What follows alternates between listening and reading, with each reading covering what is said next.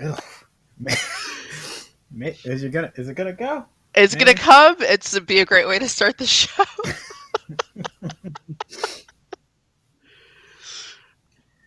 Oh gosh. Hmm. Let's see. There we go.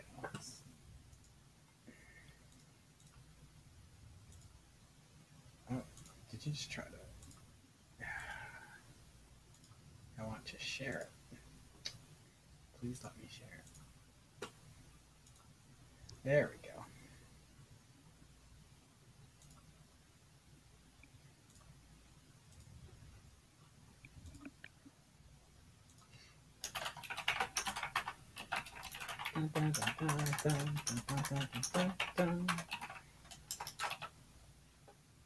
Cool.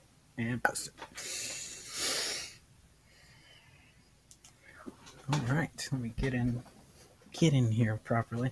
It's Uh, so hello everyone. This is still the Commander Ship show. I know I've talked about things are changing behind the scenes. So not that movies and TV are going away from the site, but the way we brand or name this is going to be a little bit different. Um, and we'll definitely have more than just the live show, probably some more pre-recorded stuff. So it's not on you. Don't get surprised that now we're doing a live thing on a different day than normally Tuesday. It still feels like goodness, it's gonna be you that love when ever the link. sneeze just like it's like sitting between your eyes and it's gonna come at any minute, but you don't know when it's gonna happen. It's just torturous. Exactly. So yes, normally we would not be doing a Saturday. It usually be Tuesday night, but this is what worked out with our schedules, and hopefully just a good design of things to come that we'll be able to shoot content on different days and give a more weekly movie TV feel as well to things that happen. On top of that, I was busy. I had a busy holiday season. Just did not get to have this conversation yet. So I'm glad to be joined by Nerd Union alumni guest host Sangdi Chen, all the way from Chicago, Illinois, via the internet. How you doing? Oh my gosh, yeah, it's been an interesting first week of January, hasn't it? For a number of reasons, both public and Yeah, private. But here we yeah, are. We made it through. Mostly, yeah, mostly intact, I think. But yeah, no, I am super excited to talk about this movie. It's been on my brain so much. uh, yeah. Uh, on top of so me not writing, I like I was jokingly saying on the shows before the movie came out that like it's going to be the most biased I've ever I've ever been, and I just was like I'm sorry, there's just I can't.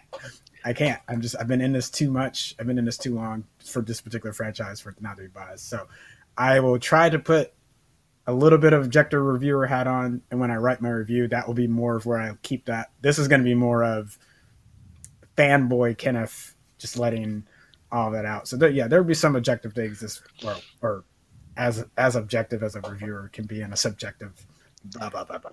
There's an Uh, entire separate conversation about relative subjectivity in art criticism, and we're not going to get into that too much today, I think. yeah, we're not gonna go. But nonetheless, I agree. I think this is a for me anyways. It's certainly a difficult film to be objective about. And I knew from the beginning that I was probably going to love it no matter what happened, and I still adore the film for all the choices that Lana and the filmmakers made. But no, it's a difficult movie, I think, for those of us who are this passionate about the ideas that were shared in the original trilogy to be really truly objective and unbiased. But I think that's okay because I think some of the ideas we're going to be talking about today, the objective quality of the film doesn't change those ideas or those concepts really, and I think they're we're going to be there regardless. So we're just gonna worry about objectivity in a different context than this one Yeah. right now.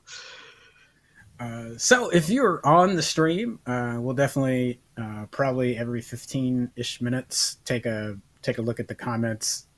Well, I mean, but if we get a really good question, we'll try to squeeze it in. But yeah, definitely feel free. I know we're streaming on Twitch, YouTube, and Facebook right now. So if you have a question, we can see you and drop that in the chat, and we'll definitely try to get to that. Um, but if you're on this and you haven't watched The Matrix, normally normally I would say stop what you're doing, go watch it, and then come back. But knowing the content of this movie, I almost think this would be the one of the few times where having us talk and give you some things to think about to chew on as you go into it might be helpful, because I don't know if you had this experience, Sangdi.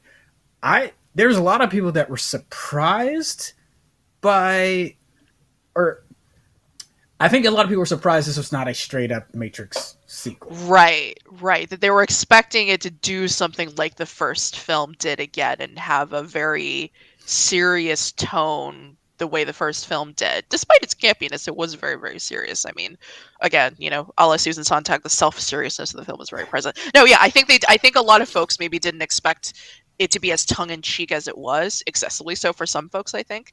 But yeah, I don't know. I think there's a part of me that, like, in hindsight, especially after seeing the films, I find it hard to imagine a reality where they would have made a very serious fourth film. I just don't think that makes sense for the cultural moment that we're in. Maybe there's some alternate universe where Lana Wachowski disagreed and decided to do something different, but that's not the one we're living in right now. So, Which, yeah, yes, yes. So some context for folks that may not know what was happening in the lead up to this movie.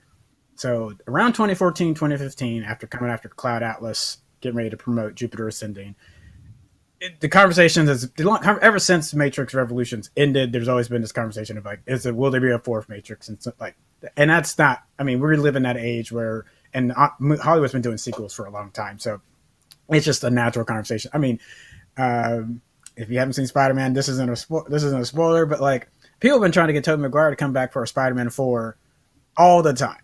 That was the rumored Sam Raimi pitch for Spider-Man 4 all the time. So I'll just let you sit with that for a little bit. But you can just kind of follow that all the time. There's always these pitches to try to bring something back. And Lana and Lily had been very clear.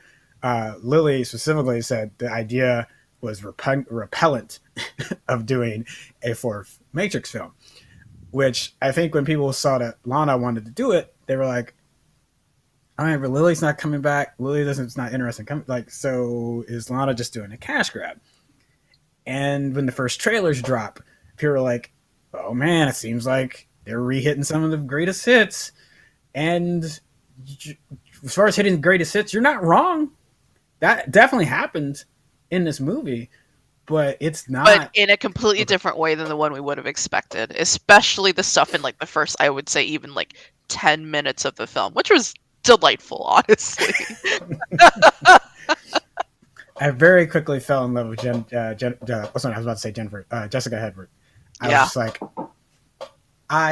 this is great.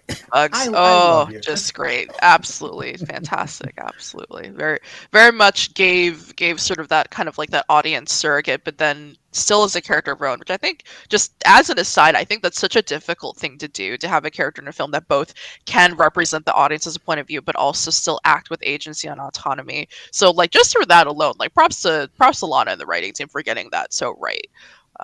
Yeah. But we are quickly introduced to a scene that seems familiar.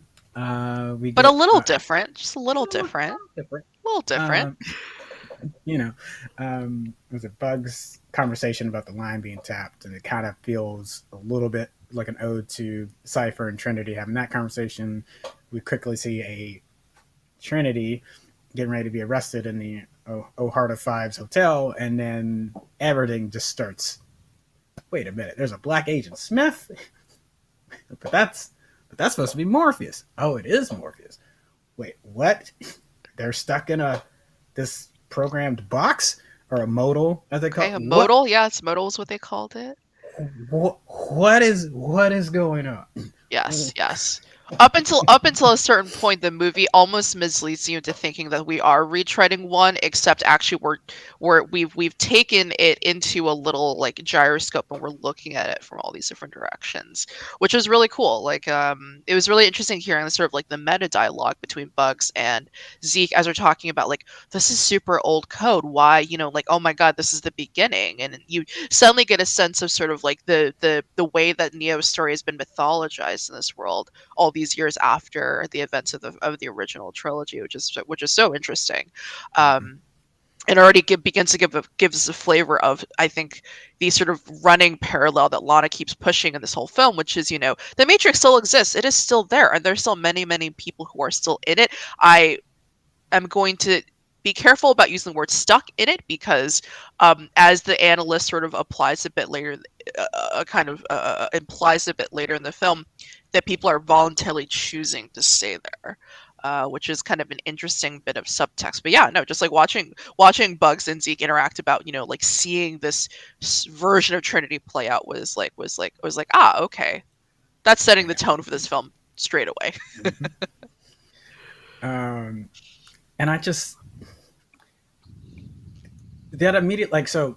There's a thing I've always pushed back against, and this is a thing I won't get into a lot because it's a longer conversation to have about these return to franchises and like Ghostbusters Afterlife and Force Awakens, and there was a third movie I was thinking about that it's weird that they've had a main protagonist that's like gone for a while, and that someone from the younger generation has to figure out what happened. I was like, why is that becoming is that becoming a trope?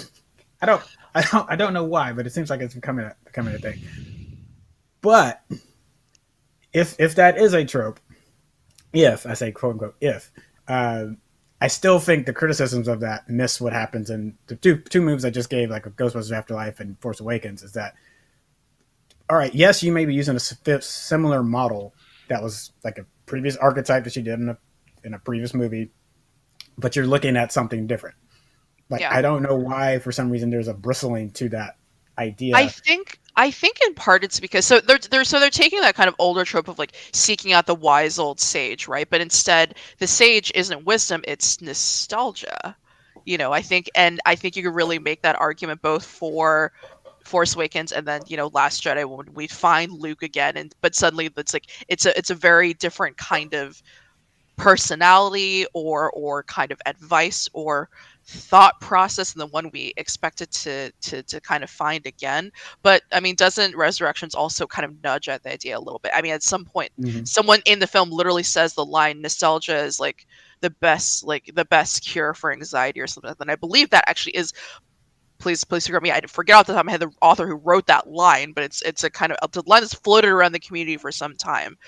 So I think it's interesting because I think the film is like making a sort of like meta commentary on what happens when the entertainment industry mines our nostalgia for profit, and the ways that can backfire when it's not really done authentically.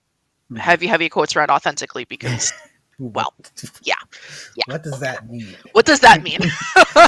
Because that makes me want to jump into your Last Jedi comment, but I'll get into that's for another time.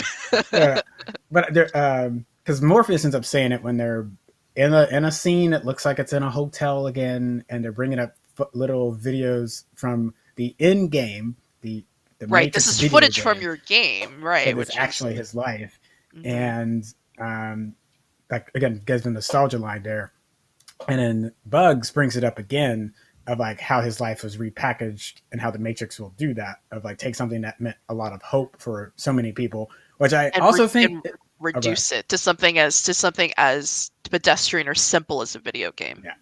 Yeah. And I also think that's a little bit of a jab at the red pill. Absolutely. It's well, but in an interesting sort of way, and this is what makes me think Lana took the risk that she did with this film, which I think you and I are going to get to this in just a moment about the way that psychiatry and therapy is portrayed in the film. Lana took quite a risk, I think, because I think she recognized, knowing what happened with the idea of the red pill, blue pill in the original trilogy and how that got really, in some ways, flattened in the popular culture and then repackaged in a funny sort of way. Though that's exactly that was the text. The subtext already hinted that could happen, right? And so I think in a lot of ways, like seeing it, the red pill get repackaged into this like just a newer form of misogyny, and misogynoir and what have you, and trans misogyny and transphobia and whatever else, and what that's transformed into. It's such a simplistic interpretation of that text without understanding any of the subtext. And for Lana to say, okay, cool, I have no problem doing that again this film, knowing that's the same risk I'm taking, is, in my opinion, for her as a creator, really brave, actually, because she could have very much decided, I'm going to pull the punches and be very careful about what I say. But I think she's effectively made the argument, it's not my obligation for people to get the message of this movie right. If they do, they do. If they don't, they don't. Yeah. How I many think filmmakers are willing to do that these days? yes. uh, very well.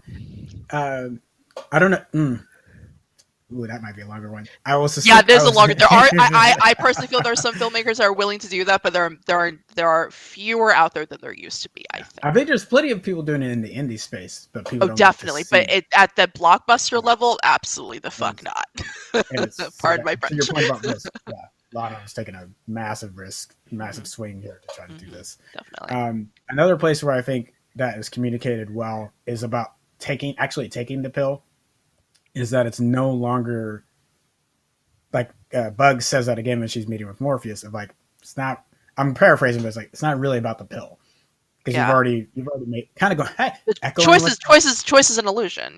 That's kind yeah. of like what the Oracle said and Reloaded. It's like you've already made the choice. You need to understand why you made Why it. you made it. Hmm. And I think that's beautiful. That's It is. It is. beautiful. It is. It is. It is. It is really, really beautiful. I think the way that we get to see some of that play out, because I mean, because in some ways, like in the beginning of the first like really third of Resurrections, as we're kind of seeing Thomas Anderson trying to live out this life, that's sort of real, sort of not real in the Matrix, and in some ways it's sort of the abdication of choice, right? Because at this point we don't necessarily know why he is where he is and how he's still alive and how this is all happening, but we can see that he's choosing to try and live through this, which is a different kind of choice than the one that was made in the original. And it's a much less obvious choice as well in a lot of ways.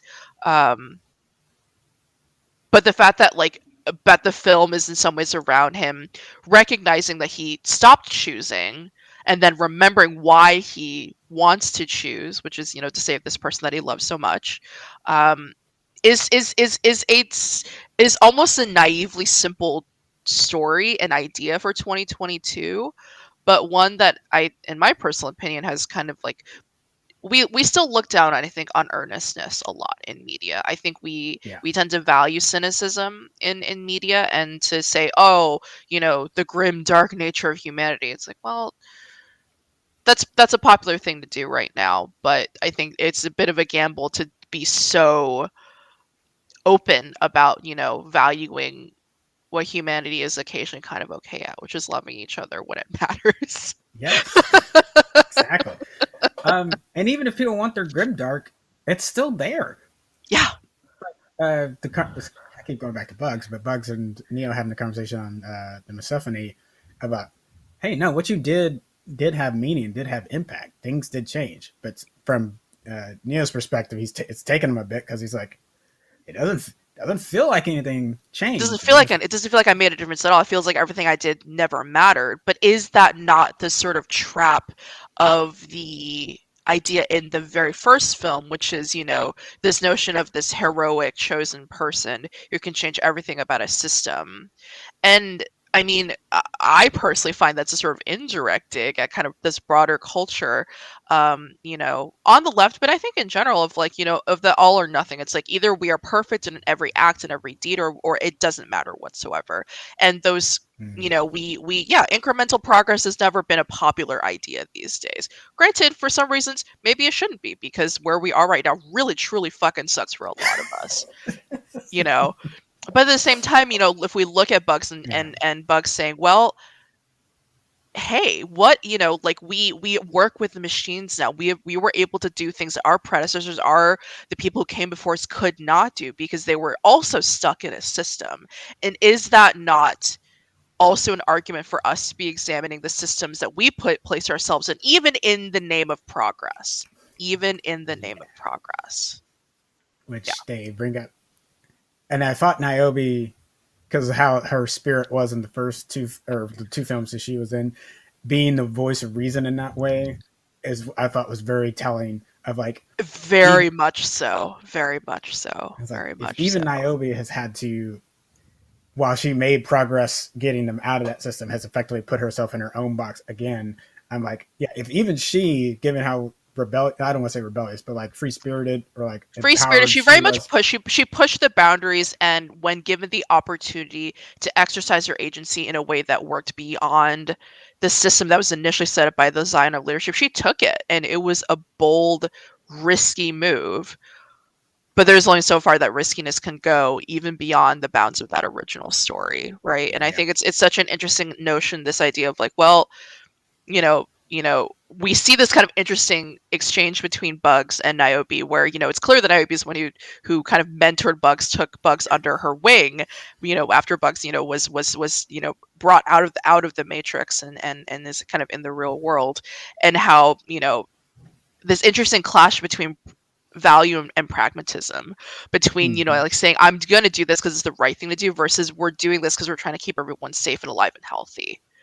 And that sort of like constant clash Yeah. between those two ideas, and that dialogue looks really different now than it did 20 years ago. Really, really different.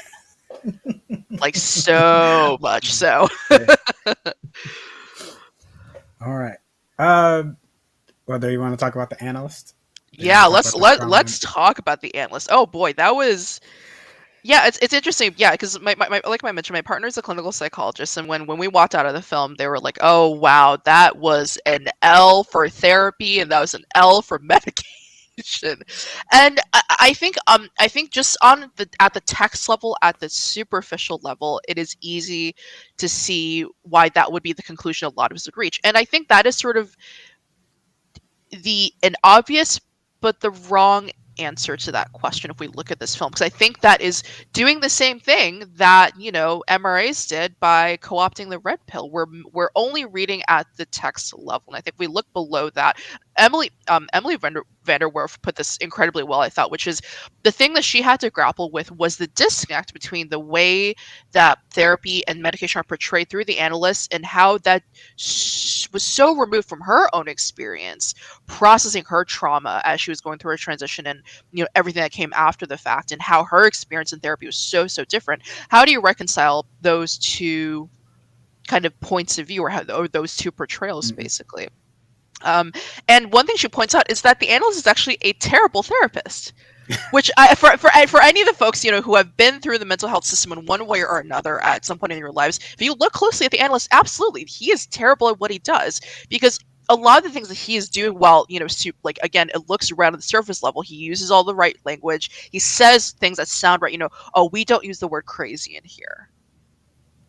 Yeah, we figured that out. We figured that one out 20 years ago, actually. Yeah. But everything else that comes afterwards, where where he says things like, "Oh, this is a sign of how far you've come," or the way that he kind of like is still dictating Neo's experience to him, shows that really the analyst is a facsimile for something else. It's not really talking about therapy, actually. You could make the argument that it's talking about mental health as a mental health as the internet subculture, and the way that it's been commodified and weaponized.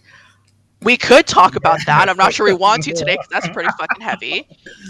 But Yeah. yeah, but ultimately the analyst is not actually a very good therapist, and I think there is a question, and this is certainly an idea that's come up in sort of some parts of the leftist community, which is therapy that only addresses individual roots of stress and trauma, and not the systemic level stuff.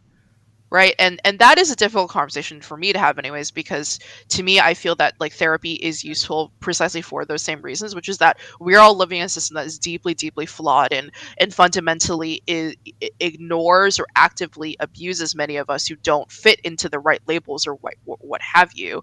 And that therapy is a way to survive and to grow and to thrive in spite of all of those challenges. But at the same time, yeah, you can't acknowledge sometimes there are bad therapists out there. There are bad therapists out there. There are, like there are bad mental health professionals. There are bad medical establishment professionals out there. And it's complicated to kind of think about the ways in which like trauma really can be addressed. But again, the film makes the argument for that too. It says finding the right community, finding the right people who kind of perform the same functions as the therapist. I think Emily mentioned that in her essay. She said, look at the way that Bugs works with Neo, leaving a lot Yes. of things open and saying, if you want to find out, you'll have to come with me. But at no point does Bugs try to dictate to Neo, what he should or should not be feeling. granted, in his moment of pessimism, saying, oh, nothing matters, nothing I did matter. She said, okay, but it did though, actually. And trying to stop that, stemming that flow of negative self-talk, shall we say, Yeah. which my therapist has got really good at doing with me when I fell into those traps. But yeah, so it's the analyst is one vision of therapy, but one that is fundamentally flawed. Yeah. Yeah. And one way I thought of fixing it is not necessarily to get rid of MPH as the analyst, but maybe because we do have neutral programs that are displayed, because Sati makes an appearance back in this film. We've known other more neutral or maybe like proactive programs throughout the series. Is that okay? But maybe you have a different program that handles that session that's not aware of what they're doing in the context of I am an entity of the matrix that is trying to tell you what to do, but they might still be a system of that systemic problem, but they're just not in a nefarious way trying to pull the strings. So Right, exactly. they're still being affected by it, and they have an internal bias as a program that they should try to investigate, but it would help remove a little bit of that villainous piece of it. That again, MPH may still be pulling the strings on that person, and you got that element of it with the Matrix, but it would help maybe help create that bridge of I can still think about the problems of mental health care in that situation. Also validate what Lana has most likely gone through, and I think about all my friends that have had various and my own stories of just if you think about from an atheist perspective, trying to find a non-Christian or non-faith based therapist, and or if that's all you have, and them having to like not cross that line when you ask them to like I don't want faith based answers to my issues. Right. That's something that should stay out. And you'd say, well, of course a therapist is going to do that. Well, it's not always the case, unfortunately. Yeah. And I mean, and certainly, like, so this is where I have much less experience because while I have had experiences with the church, a number of churches over the years, like, it was always because, at least for my parents, it was largely because they wanted to be a part of the Chinese community, and this is one gateway that made sense for them. My dad met, folks at work who went to this church, and we went for a long time. And so like I'm less aware of what mental health care that is faith-based looks like. I'm sure it exists out there, and I'm sure there are some that are genuinely good at what they do and care about their clients and are less interested in pushing a specific moral or ethical vision that is exclusionary of human experience. But something tells me, Kenny, that's not true for all of the mental health professionals who work from a faith-based approach. I don't want to spend too much time there, but long story short, if they prioritize evangelizing over their profession, that is a problematic therapist.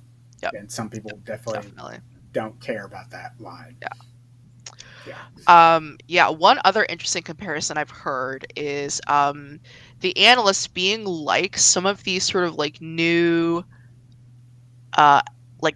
mental health care apps like Headspace or something similar where you're purported to be able to get mental health care 24 hours a day for a fairly low price. And it's interesting because it presents this argument of easy access, low cost access, which is indeed definitely 100% an issue in this country. Mental health care access is still really, really difficult, very expensive in most cases. And quite frankly, if you yourself, anyone in the audience knows someone who has been through graduate school for mental health care, professional services, it is built on the back of more exploited labor. Graduate students who are working in unpaid externships and internships driving this system, and so like the whole thing is kind of not great. It's a little bit ricky, but nonetheless we have these apps that are entering this space, that are purporting to solve these problems. But I have heard a lot of criticism from the professional community about the quality of care on these apps, and it's hard for me not to wonder a little bit, looking at the landscape of therapy in 2022 compared to 2003, and everything that's changed, technology, the internet, and how much that's really changed the way that we think about mental health. And again, I keep coming back to this idea of like, mental health as becoming a subculture on the internet, and how that can be truly supportive for some people because they truly don't have access to anything else, and to even know a little bit of why they experience the world the way they do can be so informative, so freeing, so giving them the ability to really kind of start to think about why they live the lives the way they do. But at the same time, ideas and misinformation proliferating. People who are not really professionals, who don't really have the correct credentials or experience speaking on these things. Like the mix of self help and the wellness industry. Yeah, there's a lot out there, and a lot of it wears a face like the analyst does, that says the right things, it looks like the right person, believes in the right things, but It's like why? What's the purpose? It's I'll add a yeah, so it's a lot to process. uh, and then if we want to move on after this, feel free. But I think about how the internet has democratized or allowed a lot of voices to be there, and not just in the app space, but just spend any time on TikTok and you'll find communities of like ADHD communities and different people talking and speaking on that. Anxiety, depression, talking about attachment. I mean, God, the fact that attachment theory is now such common knowledge among the general population and it's used in everyday language really tells us the extent to which this information is started to move beyond just the academic world and the professional mental health world, into something that's more like shared culture, both for good and for bad. Yeah. Definitely, yeah. I could spend a really long time talking about that, but I think we can move on. Yeah. I would love to talk about what some of Lana's creative choices in this sort of like the more meta bits, right?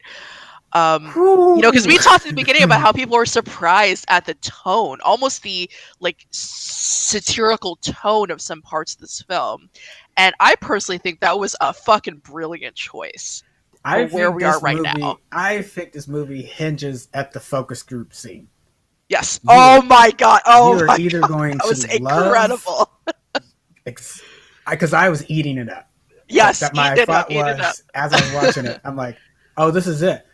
Because either you love this and you get what this movie's trying to do after this point, or you hate this, and this is like the last wink and nudge, and you're ready to throw this whole movie out because you're like, oh my God, how could they be so heavy-handed about it? I'm like, but that's the whole fucking point, y'all. That is the reason why this is so good and so funny. And I say this as someone whose my day job is working in consumer insights. I'm the person who has done those surveys and written those insights and findings for these, for these media executives who are trying to figure out what's going to be the next biggest franchise we can earn the most money off of. But that's kind of the point, is that no creative idea is free from that level of exploitation. Even this whole notion of like the companies like A24 and Neon making the historical lesbian drama. Everything can be monetized and commodified in this society right now. That is the point. Yeah. So we might as well make fun of both our funders and ourselves while we're at it, honestly. Yeah. Like I forgot, because the Warner Brothers point starts happening right before that. And I'm like... Yes. I was like... When that came out of Jonathan Groff's mouth, my jaw dropped. I was like, they let them do this. They let them do this. Oh my God.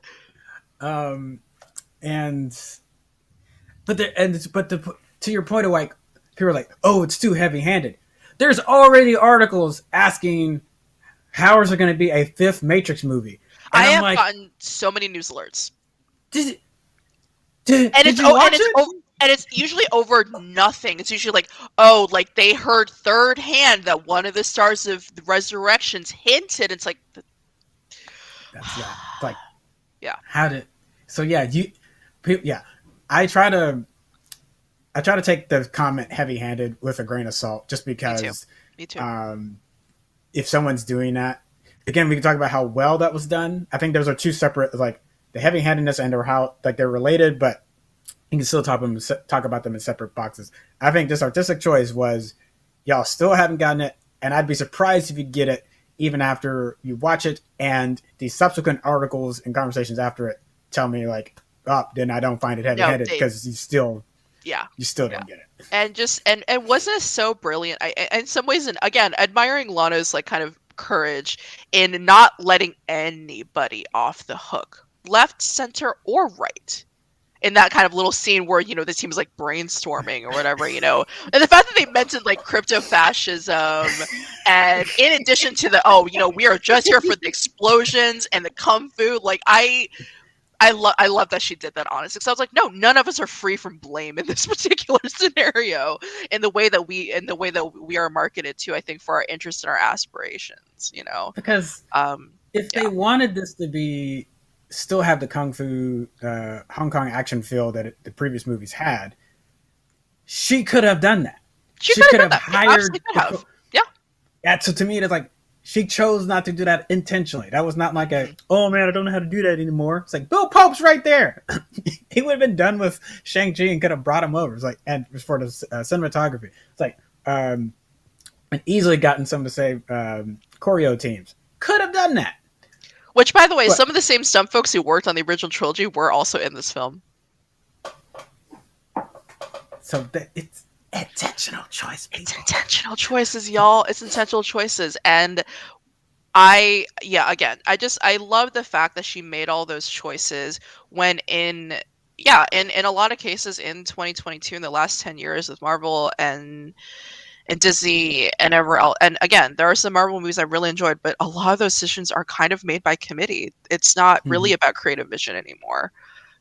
And I know this is something that critics have been saying for a really long time. I'm sure folks get tired of hearing about it sometimes, but it's the truth. It is really the truth. Something else that I really enjoyed about some of the is, my friend Austin made this point, which is that the films that have something to say are often films that were really not made for the audience, but made because the filmmakers wanted to make them. And that was true for Lana. I mean, she has said in several interviews that she made this film, or the story of this film came to her after the death of her parents and her Yeah, grieving and trying to figure out how do I save myself from this terrible dark place.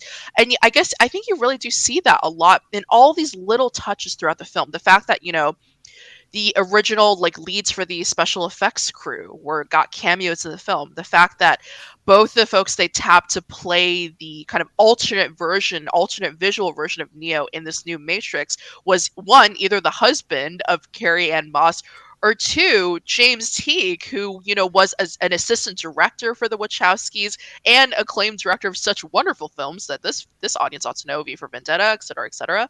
And so it's just really beautiful to see the fact that she was like, not only am I going to make these creative choices to make commentary on where media is now, I'm also going to feature all the people I care about, all the people I like, and who I've bonded with over the years in this industry, and I'm going to make this film a tribute to them as well. And how mm-hmm. beautiful is that she can do that? A trans woman director can do that in 2022, and we're here talking about it. I think that's pretty cool, honestly.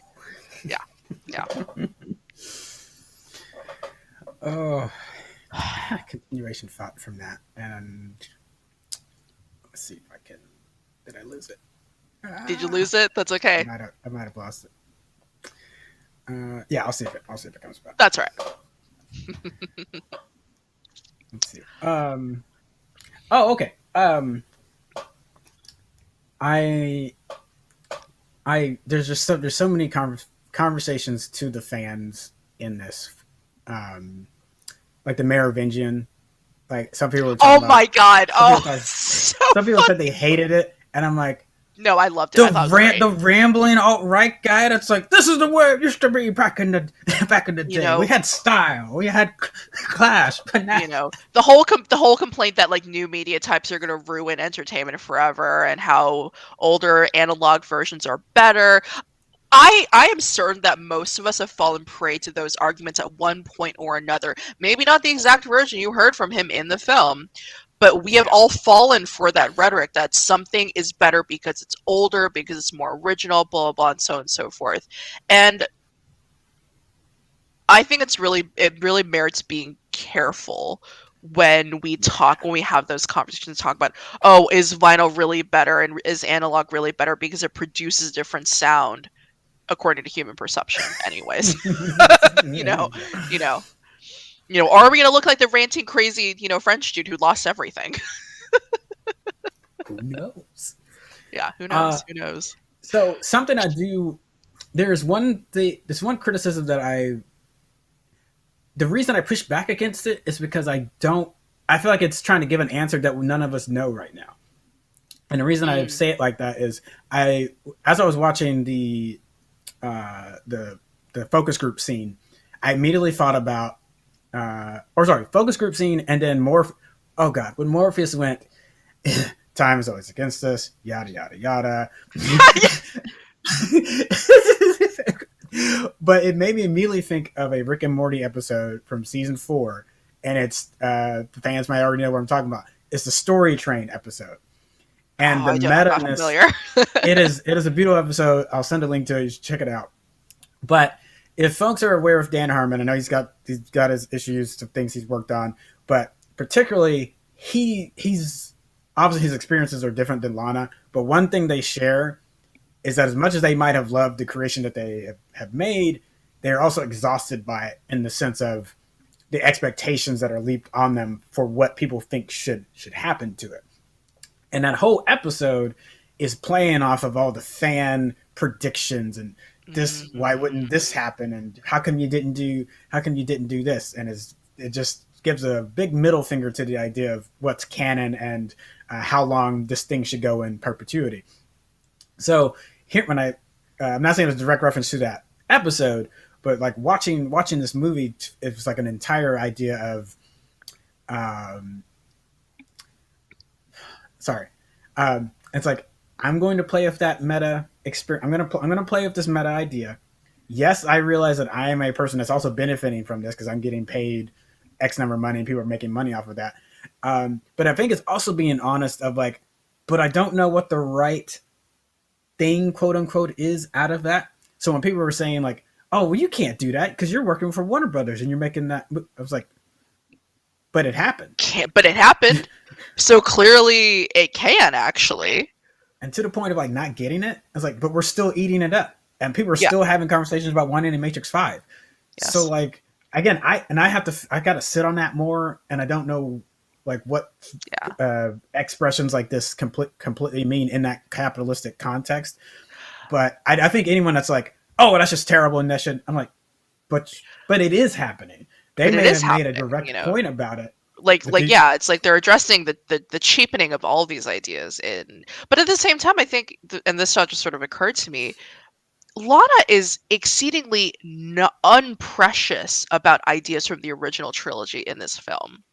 And it's interesting, and maybe that's something that some folks are reacting to because the kind of the serious tone of the original trilogy, especially President 2 and 3, would maybe lead people to think that like the Wachowskis would want to kind of safeguard some of the ideas that they presented in those and say like, regardless of how people interpret or misinterpreted them in the decades afterwards, that there's some, that they still care about the integrity of the original ideas.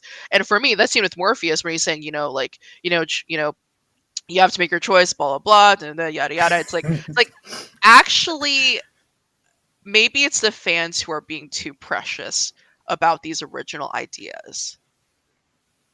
It isn't that interesting, like this notion that, and I think that's true in a lot of fandoms these days, that the sort of like virulence of care among the fans, even more so, even surpassing their creators sometimes, and it's like fandom and the work itself sometimes so far outgrows their creators actually, and takes on this kind of interesting life of its own. But at the center of it, does that actually matter? Is it important that we preserve those original ideas?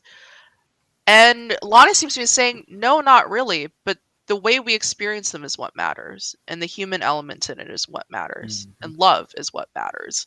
And yeah, again, It goes back to a very that brave and interesting sappy way to feeling. take that You on. just Yeah, it gets back to that sappy feeling. If you were like, yeah, yeah, get that out of my sci-fi. I'm like, but why? But why? But why? Why does sci-fi need to be serious all the time? Yeah. Uh, If sci-fi really is as self-aware as we all claim it to be, those of us who really love it, then we ought to know that it should be able to make fun of itself too. Because there is always going to be a degree of absurdity in technology and the way humans create and use it. yeah, I think this is also another reason I have, whenever someone says death to the artist, and like once it's out, it's ours. I Mm-hmm. have always that has always rubbed me the wrong way, and not to the Same, sense of yeah, same. And not in the sense of like, like I don't necessarily believe in total authorship control in the sense of like they are not the only ones who correct. can feel or believe a thing and that's the only true thing about the work. But I also think that it is, this fundamental, like this like kind of like postmodern idea of separating the creator from their work, I think is a fundamentally flawed one, because like their intentions and their vision still have an influence in the way the work is created and expressed and how we experience it, and like simply excising that part doesn't really do us any good, honestly. We are missing a chunk of how this work came into being, and that still means something. Mhm. Lana making Matrix Resurrections as a trans woman in the late 2010s is a different experience than the Wachowski brothers making the original Matrix trilogy in the 90s. Those two are fundamentally different things, and it's okay for us to say that, Yes, yeah. you know. So yeah, it's interesting. It's interesting. I don't have anything else to say on that part because it is. Yep. Yes, Yep. yes. Yep. Yep. Yep. Before I go to something else, real quick, Michelle, I apologize. We got into a flow and I did not get to your comment. Yes, so you said weird that the concept actually gets its name from the play, referring to the term gaslighting.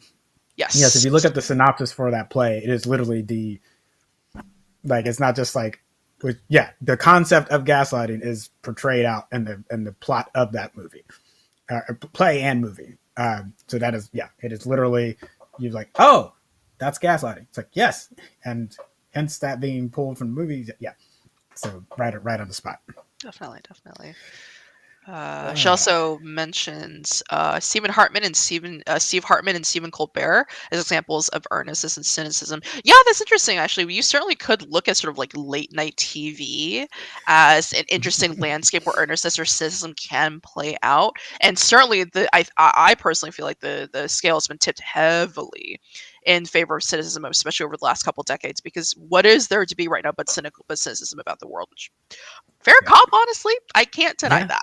Fair cop. So, It's not the way I um, operate sometimes, but I get it. I get it. and that's why I feel like this conversation is very fluid, is because, so I don't know if you've seen Don't Look Up right now, or sorry, I Don't have Look Up. not, and I'm struggling to decide if I want to watch this movie yet or not, because either it's going to make me laugh a lot, or I'm just going to die more inside, and maybe But that's not that, what I want right now. but like, I have a friend, Trevor. You've probably met him here on the show and stuff before, and he's been saying it for a while. And he's like, I think satire's dead, and he was saying that before Trump even got elected. And he's like, I was like, does this work anymore?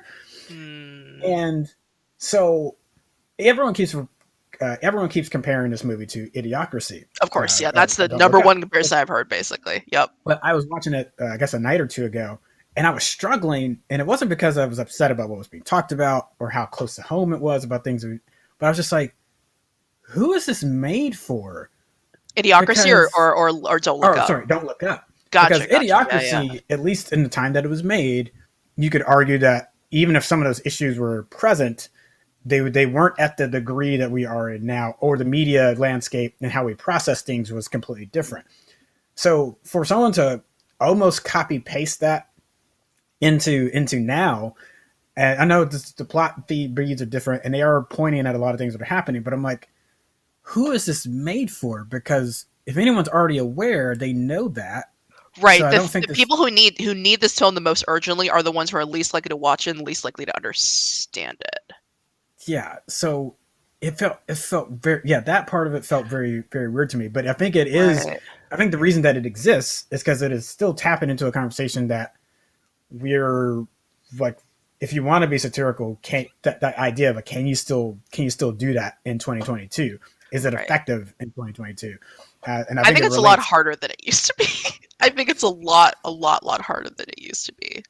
Yeah, Um, and I think that's where it relates into this conversation of, this is an unfinished idea. Well, not the movie per se, but the idea, like your takeaways from it could be very unfinished. And I think people are not used to that or have not done that in a while.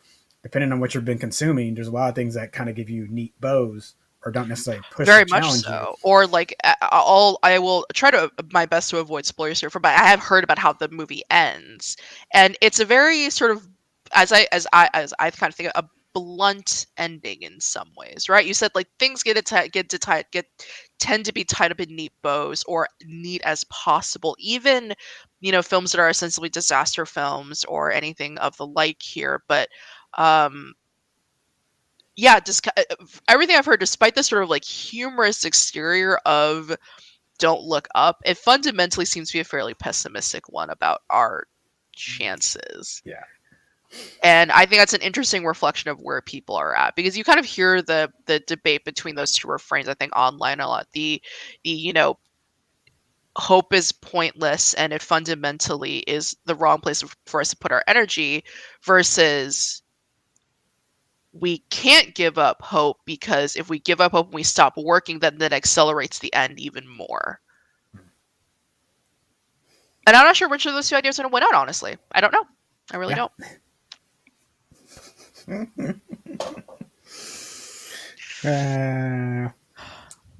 Yeah.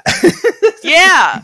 But I love The Matrix Resurrections. I will probably watch it a bunch more times in my life, because it was just... This is the thing for me, and this is how I felt too when I saw the new Dune film, which is that there are some filmmakers that their films, to me anyways, I think this is a little bit kind of subjective, but just are fundamentally pleasing. Even if they make me uncomfortable, even if they make me feel tense, but there's something deeply pleasing about the way they're made, about the choices that were made in the films. And for me, Resurrections very much is one of those films. It was just like, let's take The Matrix in 2022 and just dial it up to like 12. Like, I'm sorry, the outfits that Morpheus wore in the film, oh my god, I'm so into it.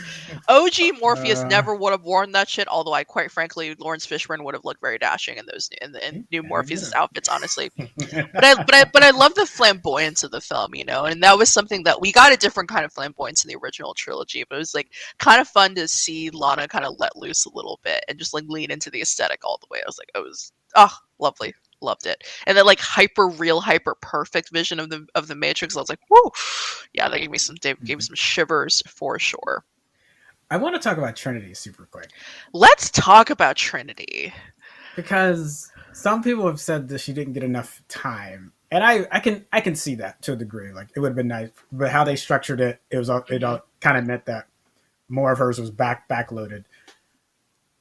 But I love that the conversation I love that the conversation she's having with Neo is about a issue so many women heroes throughout sci-fi and movies have always dealt with, and I think it drives men nuts. But I'm like, but I think this is why those arcs tend to be different.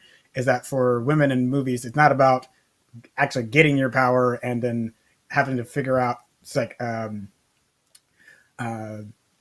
the call to adventure is different, and I think that's okay. So for Trinity, it wasn't really about do I have this power or not. It's more about believing that you already are the badass that you have been in the past. Like when she has that conversation about her in the video game, she's like, "Doesn't that look like me?" And she hated herself not for so laughing. Not for Chad laughing, but for herself for laughing. For herself also laughing because ho ha ha, of course not, right? And it's like it's yes, that moment was so. Yes, that moment's very, very emblematic, I think. Very emblematic. And it's tricky, I think, because I also love that conversation, because in it, Trinity Tiff, which by the way, I was like, oh, that's such a dig, and Trinity then being like, Tiffany, really? It's like, yeah, no, she's right to be mad. But I love that conversation she has with Neo, where she talks about like, did I actually want children, or did I have children because I've been pre-programmed to want them? And it's interesting because I think even in 2022 we talk about women having choice, right? And we're fighting for women to be able to make choice. And I still, at the end of the day, though, it is not a choice that they can really still make freely, I think. And it's interesting because this movie, the Trinity of this movie is a different character than she was in the original trilogy, because in the original trilogy, while she was really, really important, she ultimately served as Neo's driving force. But here, then, we instead, what Resurrection says is, no, Trinity and and Neo together is the key. Separately, I mean, isn't that the Analyst's whole thing? It's like, if I just hold them at just the right distance apart, I'll be able to generate all this energy from them, from their Right. untapped longing and fear to lose what they already have. Which I was like, oh god, too It's like, too real, too fucking close, man. Lana, you need to dial that shit back. That was too much. But I love that. I love because that centralizes the connection, the human connection between these two characters as a thing that is a source of their power, as opposed to some prophecy or fulfillment. But in a way, that's kind of what the original trilogy said too, especially in 2 and 3, because the thing that isn't never overtly stated, but is what the Oracle basically implies, is the introduction of love that's more specific than just a general care for humanity is the anomaly in the equations, right? and the architect says it too. And the Because he's architect like, says it too. It's an anomaly. He's been unable to work out of the system. And if we look closely at this new film, the analyst hasn't figured it out either. He's only figured out a way to exploit the exploit it. energy, right? And so I think that's such an interesting idea, because I think what it also fundamentally says is society hasn't found a way to stamp out all of these good qualities in people either, but they have found ways, especially in our capitalist system, in order to be able to control those qualities and direct them in a path that makes sense for the wealthiest or for those who are empowered, et cetera, what have you. Um, but under the right circumstances, when we can grab each other's hand, we can really make real change happen. God, that sounds super, super fucking cheesy when I put it that way. Apologies. Sorry to be sincere on Maine. But no, it's the truth, and just I love that she went for that. Honestly, I know that doesn't work for everybody, but I don't give a shit, so it's fine. Yeah, I mean, I think where, like, if I know this would be the only time I spend on any technical things, is that maybe you could have an argument about the delivery, some lines there at the end, but I also wonder, like, but would it have mattered if the lines were still the same though? Because it would have been like people still would have been hearing something sappy, so would they have still recoiled from it? Like, I think there's gonna be some people that are like, did she have to? That felt like a mouthful. And she's like, my name is Trinity, and you better take your damn hand off me. But I'm like, I don't know. That seems very Trinity to me. She's just the same person that took a gun to the Merovingian's head in the club in the third movie, and was like, yeah, it was like either you let us go or we all die right here, right now. Like I don't really see much of a difference here, It's like, I'm done with this shit. I'm done. I do not have time. I'm not doing a fetch quest. Exactly. Yeah. So when I was reading before I ended up getting to watch it, compared this a lot to Last Jedi, and after I finally got done with it, what's interesting is that I don't know if there's, to our point about how people were gonna react to this. I don't know if there's any medium in a popular series that you can do this and people will react well. Like, if Last Jedi had gone even further in this direction, closer towards what Resurrections did, I think the vitriol we saw, I don't want to imagine that. I really don't want to imagine that. So I think the thing that's beautiful about the Matrix is there's such a framework in here to do this already, and it felt so organic to me that I'm like, that's why I guess I get more, not upset. I don't want to say I get upset, but I have a harder time understanding the bristling towards it, because I'm like, this franchise. I mean, people have literally postulated since the third movie about, all right, but when they go to the real world, is that actually still the Matrix? And people, but you've had all these. There's been that meta conversation for a long time, so I felt like this is a very natural direction for the franchise to go, But I think again, my friend Austin said something really smart about all of this. He said, the people who wanted a retread of the first Matrix film, not of 2 or 3, which had far more complicated ideas, right, but of the first film of this or seemingly ordinary guy coming in and realizing about all these incredible powers he has and saving the day. that was never what this film was ever going to be. And the Right. people who thought so didn't understand anything else about the original trilogy beyond the kind of like action superhero-ish flick surface of it, you know. And so it's like, yeah, those people are going to react that way regardless, I think. Yeah. And that's fine. They're welcome to. They're free to have their opinion. They're just wrong. Oh, one other thing I also wanted to touch on, which was the interesting the bots in the film, which is like essentially like, you know, this whole notion of like, oh, programs that are built to control stuff don't look like agents anymore. They just look like everyday people. And so topical for a time when things are so hyper polarized on social media. And that final action sequence when some where like the machine where, you know, the analyst starts like using bots and literally dropping them out of build. Ooh, that was a lot more graphic than I was really expecting this film to go. Granted, there's no blood or anything, but just like, you know, there's like digital splashes of Yeah. whatever. Yeah. But I thought that was such a visceral and graphic image. But in part, I was like, but is that not a little bit like what being online is like today? Especially if you have if you have a mob kind of come after you for saying the wrong thing or doing the wrong thing. And this whole notion that like, oh, we're not being policed by Big Brother, by you know, whoever, you know, wearing you know, sunglasses and a suit. It's by our peers. It's by the Yeah. people around us. And we never know why they're doing it or where these ideas are coming from. And this is not, you know, I think Lana's saying, oh, the government's controlling. No. This is anyone who has influence over us. And that includes both voices on the right and the left and the middle.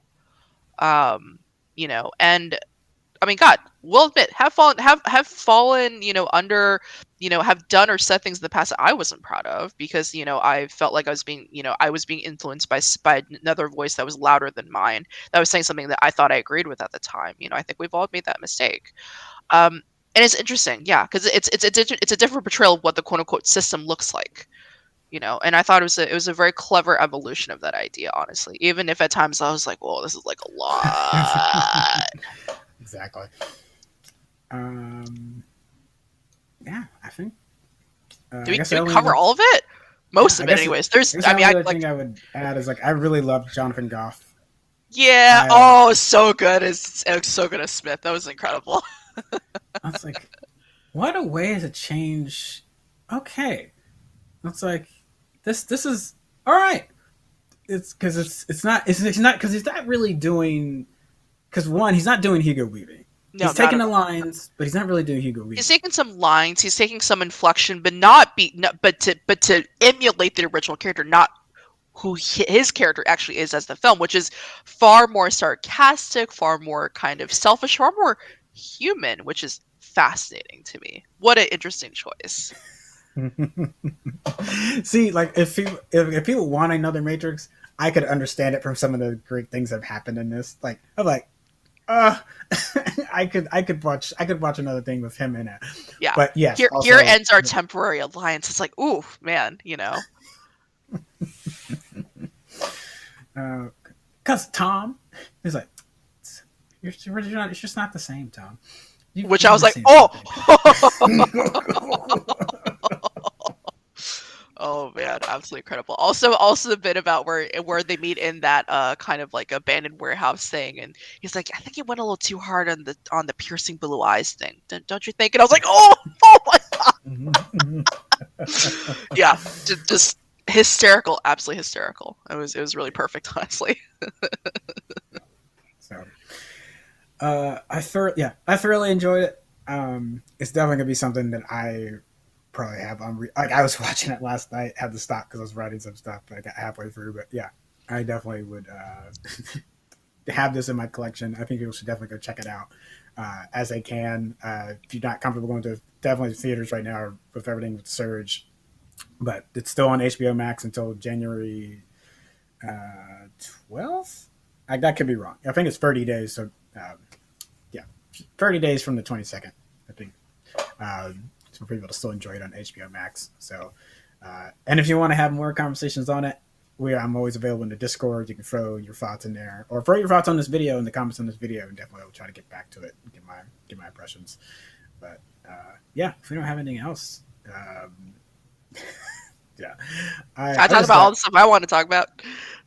yeah, I just it's Oh, good. so good. It was so It's good. good. So yeah, this is probably be for folks that are just this is the most biased you will ever see me. I just uh, got it at. Oh, I guess if Battlestar comes out with a movie or the new series ever comes out, that might be another thing where I'm biased. But I think generally it's these two it's these two franchises, Matrix and Yep. Battlestar. Everything Yep. else, I try to be as objective as possible. Songby, thank you for joining me. Always, always, my man. Love these discussions. This is Nerd Union. This is Commander Ship Show. Again, we're going through some changes, but the movie and TV news will still get covered every week. And thank you all for joining us. You can definitely check this out on the Commander Ship Show podcast. These episodes before the name changes and different things like that. So this content will still be available to you. And as soon as we're done talking, the video will be available on whatever platform you're currently watching us on, or whichever you prefer, as far as like YouTube, Twitch, or Facebook. So you can definitely check out the live version or get some nice little clips as our editor, Jerry Maynard, chops it up and gives the little sections. So, yeah. Thank you all for joining us. And until next time, we'll see you. Bye.